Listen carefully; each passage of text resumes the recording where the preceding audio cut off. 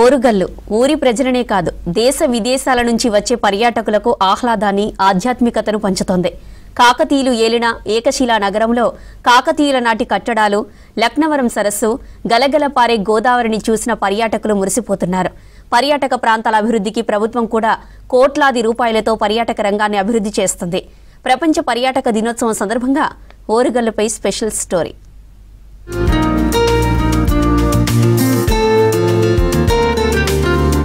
అద్భుతమైన రాతి కట్టడాలే కాదు, అందమైన లొకేషన్లు, దట్టమైన అడవులు, ఎత్తైన కొండలు, పచ్చని చెట్లు, పక్షుల కిలకిల రాగాల మధ్య ఓ అందమైన సరస్సు.